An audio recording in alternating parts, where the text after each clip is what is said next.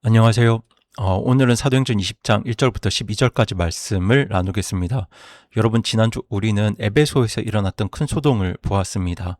바울의 사역과 그리스도의 복음을 대적하기 위해서 데메드리오가 일으킨 큰 소동을 보았는데요. 그 소동 때문에 에베소의 군중들이 무려 2시간 동안 자기들의 다이애나 여신이 위대하다고 외쳐대었지만 그 소동은 결국 아무 일도 이루지 못했고 그렇게 사람들은 흩어집니다. 하지만 하나님의 말씀과 그리스도의 복음은 그런 소동 속에서도 힘있게 역사하고 있었고 많은 열매들을 맺고 있었는데요. 오늘 본문은 바로 그 소동 뒤의 이야기를 다루고 있습니다. 1절을 보시면 소동이 그침에 바울이 제자들을 불러 포옹한 뒤 마케도니아로 들어가려고 떠나니라 이렇게 되어 있는데요. 그렇게 오늘부터는 에베소에서 이어지는 바울의 여정을 함께 살펴보시겠습니다. 먼저 1절부터 6절까지 말씀 보시겠습니다. 소동이 그침에 바울이 제자들을 불러 포옹한 뒤 마케도니아로 들어가려고 떠나니라. 그가 그 지방들을 다니며 그들을 많이 권면하고 그리스로 들어와 거기서 석 달을 머물다가 시리아로 항해하려 할 때 유대인들이 숨어서 그를 기다림으로 그가 마케도니아를 거쳐 돌아가기로 작정하니라. 그와 함께 아시아로 들어간 사람들은 베레아 출신의 소바도와 데살로니가 사람들 중에서 아리스다고와 세군도와 더베 출신의 가이오와 디모데와 아시아 출신의 두기고와 드로비모더라.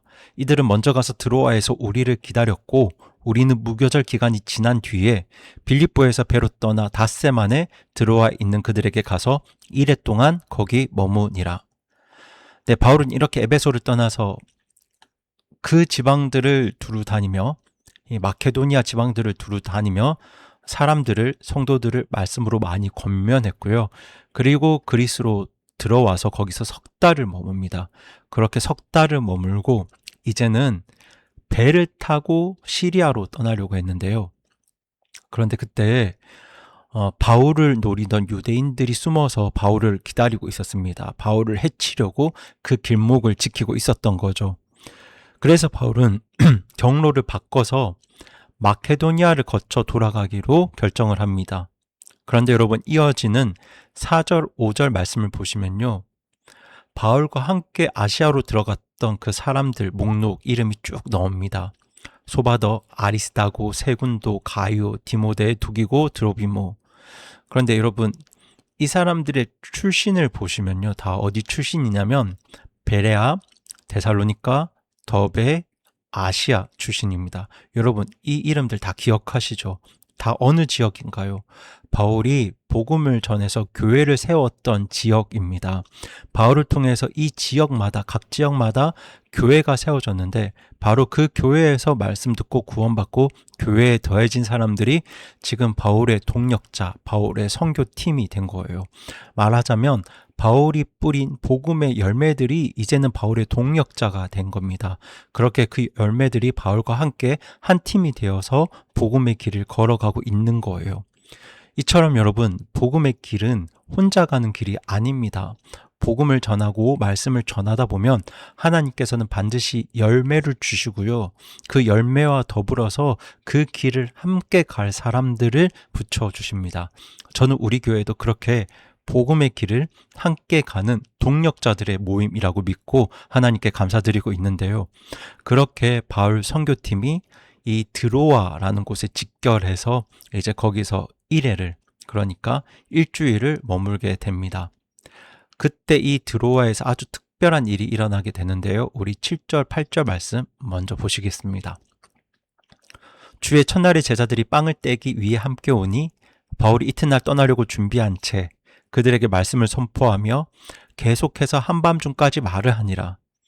그들이 함께 모인 다락방에 많은 등불이 있었는데 먼저 이 특별한 일을 나누기 앞서서 7절에 이 말씀을 보았으면 좋겠습니다. 주의 첫날에 제자들이, 성도들이 빵을 떼기 위해 함께 왔다, 함께 모였다. 여러분도 잘 아시겠지만 여기서 주의 첫날은 주님의 첫날, 하나님의 첫날이 아니라 한 주간의 첫날인 일요일을 말합니다. 그런데 사실 예수님 전까지만 해도 유대인 공동체는 일요일이 아니라 안식일인 토요일에 모였는데요. 이 초대교회 성도들은 주의 첫날, 즉 일요일에 모였습니다. 그 이유는 바로 그 일요일이 예수님께서 죽은 자들 가운데서 부활하신 날이기 때문입니다. 그래서 구원받은 성도들은 예수님이 부활하신 일요일에 모여서 함께 빵을 떼고 하나님 말씀을 나누었는데요. 그리고부터는 그 일요일을 예수님의 날, 주님의 날, 즉 주일이라고 부르기 시작합니다. 바로 그 이 장면이 그렇게 성도들이 주일에 모여서 예배 드리게 된 첫 기록 가운데 하나입니다. 그런데 여러분, 그날 바울이 어떤 일들을 합니까? 바울은 그 이튿날 떠나려고 준비하고 있었기 때문에, 그래서 지금 이 밤이 하나님 말씀을 나눌 수 있는 마지막 날, 마지막 밤이기 때문에 한밤중까지 말씀을 나누고 전합니다. 내일이면 곧 떠나야 하니까 거기 들어와 있는 성도들에게 한마디라도 하나님 말씀을 더 전해주려고 한밤이 되도록 말씀을 붙들고 그 말씀을 나누고 있었던 거예요. 그런데 그때 어떤 사건이 터집니다. 저희 9절, 10절 말씀 이어서 보시겠습니다. 유두고라 하는 어떤 젊은이가 창에 걸터 앉아 있다가 깊은 잠에 빠지니라. 바울이 오랫동안 말씀을 선포하매 그가 졸려서 맥을 잃고 3층 다락에서 떨어져 죽은 채 일으켜졌으므로 바울이 내려가서 그 위에 엎드려 그를 껴안고 이르되 그의 생명이 그의 속에 있으니 근심하지 말라 하고는. 여러분, 이날 사건이 터지죠. 유두고라 하는 어떤 젊은이가 창에 걸터 앉아 있다가 깊은 잠에 빠집니다. 그런데 여러분, 이 유두고를 너무 나무라지 마세요. 이 사도행전을 보시면 이 유두고에 대해서 어떤 부정적인 뉘앙스도 없습니다. 그리고 그럴 법도 한 것이 지금 굉장히 늦은 밤에 3층 다락방에 사람들이 빽빽하게 모여 있잖아요. 그런데 거기 등불이 있었습니다. 등불이 있었기 때문에 이 다락방의 등불들이 방 안의 공기와 산소를 자꾸 태우고 있을 거예요. 그러니까 이 유두고는 숨쉬기가 답답하기도 했고 또 많이 졸리기도 했을 겁니다. 그래서 이 유두고가 바람이 좀 통하는 창가에 앉아 있었겠죠. 그런데 바울의 설교가 길어지니까 그만 너무 피곤해서 잠이 들고 말았던 겁니다. 그러다가 3층 다락에 떨어져서 죽게 되었는데요. 여러분, 이 사건을 기록한, 사도행전을 기록한 누가는 그 직업이 의사잖아요. 의사 누가가 지금 죽었다고 말하고 있습니다. 그러니까 정말로 죽은 거예요. 떨어진 유두고를 일으켜보니까 죽어 있었던 거죠. 그렇게 예배의 자리가 순식간에 초상집이 되어버립니다. 그런데 그때 이제 바울이 어떻게 말합니까? 내려가서 그 위에 엎드려 그를 껴안고 그의 생명이 그의 속에 있으니 근심하지 말라, 이렇게 말합니다. 그런데 여러분, 바울이 이 유두고 위에 엎드려서 그를 껴안고 무언가를 말하는 이 장면은 그 옛날 엘리야와 엘리사가 죽은 아이 위에 엎드려서 그 아이를 살려낸 장면을 떠올리게 합니다. 그렇게 마치 엘리야와 엘리사가 죽은 아이를 살렸던 것처럼 지금 하나님께서는 바울을 통해서 죽은 유두고를 다시 살리십니다. 그럼 여러분, 그렇게 죽었던 아이가 살아났으면 그날 밤에 말씀을 나누던 그 모임, 그 시간 이것으로 끝이 났을까요? 아닙니다. 우리 11절, 12절 말씀 보시겠습니다. 그런 까닭으로 다시 올라가 빵을 떼어 먹고 날이 셀 때까지 오랫동안 이야기한 뒤 그렇게 떠나니라. 그들이 살아난 젊은이를 데리고 와서 적지 않게 위로를 받았더라. 여러분 보세요. 죽은 사람이 살아났습니다. 그래도 사람이 죽었잖아요. 그런데 다시 올라가 빵을 떼어 먹고 날이 셀 때까지 오랫동안 이야기합니다. 말씀을 나눕니다. 여러분 놀랍지 않습니까? 한 사람이 죽었다 살아난 그 엄청난 사건 뒤에도 성도들은 자리를 뜨지 않고 날이 밝을 때까지, 아침이 될 때까지 하나님 말씀을 붙들고 그 말씀을 나누고 있었던 거예요. 그리고 마지막 절 12절이죠. 그들이 살아난 젊은이를 데리고 와서 적지 않게 위로를 받았더라. 물론 여기서 누가는 이 사람들이 유두고를, 이 젊은이를 어디로 데리고 왔는지 정확하게 밝히고 있지는 않습니다. 3층 다락방 모임 장소로 다시 데리고 가서 그곳에 모인 성도들이 위로를 받았다는 견해도 있고요.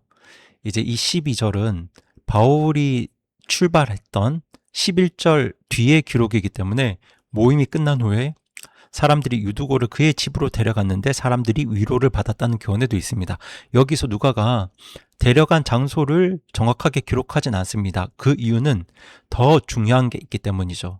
지금 누가가 강조하려고 했던 건 유두고가 다시 살아났다는 것과 이 유두고의 다시 살아남이 이제 바울이 전했던 예수 그리스도를 통해 주어지는 부활의 소망이 되었다는 것. 그렇게 이 두 가지가 중요했기 때문에 이 유두고를 데려간 장소를 정확하게 기록하진 않습니다. 하지만 확실한 건요. 하나님 말씀과 복음을 나누는 그 자리에서 죽은 사람이 다시 살아난 이 사건은 바울이 전했던 복음의 진리인 것과 동시에 복음을 믿는 자들에게 약속된 부활이 그 자리에 있던 모든 사람들에게 큰 소망과 위로가 되었다는 사실입니다. 그러니까 오늘 이야기의 결론은 책망이 아니고 위로입니다. 예배 시간에 졸지 마세요. 이걸 책망하는 게 아니고요. 우리에게 위로와 소망을 주는 말씀이에요. 오늘 본문에는 유두고를 책망하거나 부정적으로 보는 그 어떤 뉘앙스도 없습니다. 오히려 이 사건은 죽었다가 다시 살아난 유두고를 통해서 많은 사람들이 적지 않은 위로, 큰 위로를 받았다는 것으로 마무리되고 있어요. 그렇게 그날 밤 드로아의 성도들은요, 사람의 죽음이 하나님 말씀의 역사를 막지 못한다는 것을, 방해하지 못한다는 것을 보았어요. 유두고가 죽었어도 그의 죽음이 말씀을 전하는 그 자리, 복음을 전하는 그 자리를 패하게 하지 못했습니다. 오히려 유두고가 다시 살아남으로 하나님 말씀은 더 힘있게 증거되었습니다. 그리고 이 사건은 바울에게도 큰 위로가 되었을 것 같아요. 바울은 지금 예루살렘을 향해 가고 있었거든요. 그런데 지금까지 바울을 대적한 대부분의 사람들은 유대인이었습니다. 이방인이 아니라 유대인이었어요. 그런데 그 예루살렘에는 예루살렘 교회 성도들도 있었지만 누구도 있습니까? 유대인들이 가장 많은 곳이잖아요.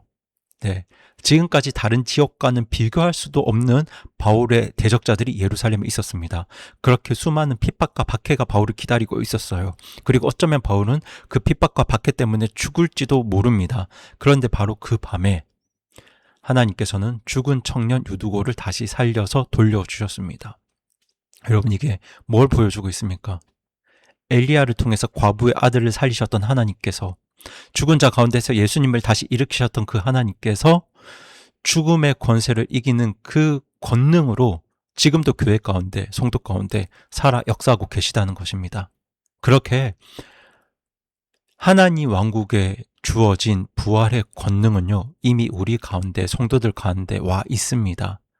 그래서 성도들은 사랑하는 바울을 떠나 보낼 때에도 울면서 흩어진 것이 아니라 위로를 받고 돌아갑니다. 왜냐하면 부활의 소망이 있기 때문입니다. 설령 바울이 그 길을 가다가 죽더라도, 순교하더라도 우리가 다시 부활해서 만날 것이기 때문에 위로를 받고 돌아갔다고 저는 그렇게 믿고 있어요. 여러분, 우리 모두에게도 사실 이런 이별이 있고 아픔이 있고 눈물도 있고 죽음도 있습니다. 하지만 우리에게 죽음은 마지막이 아닙니다.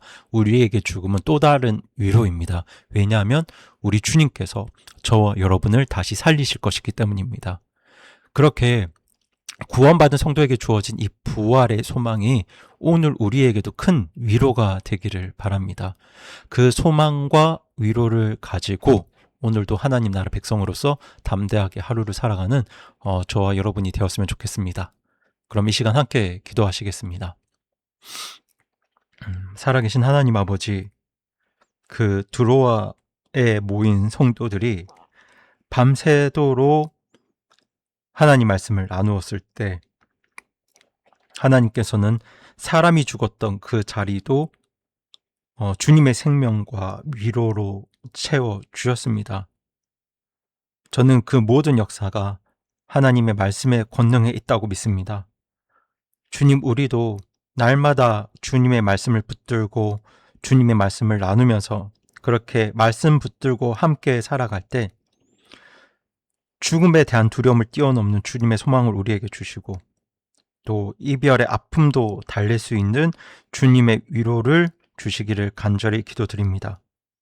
그렇게 우리 주변에 일어나는 어떤 갑작스러운 상황도 하나님 말씀을 나누고 하나님 말씀을 듣고 하나님 말씀을 묵상하는 그 일을 방해하지 못하도록 하시고, 그렇게 하나님 말씀이 주시는 힘과 소망과 위로를 가지고 오늘 하루도 복되게 힘있게 살아가는 저희 모두가 되게 하여 주시옵소서. 이 모든 말씀 우리 주 예수 그리스도의 이름으로 기도드립니다.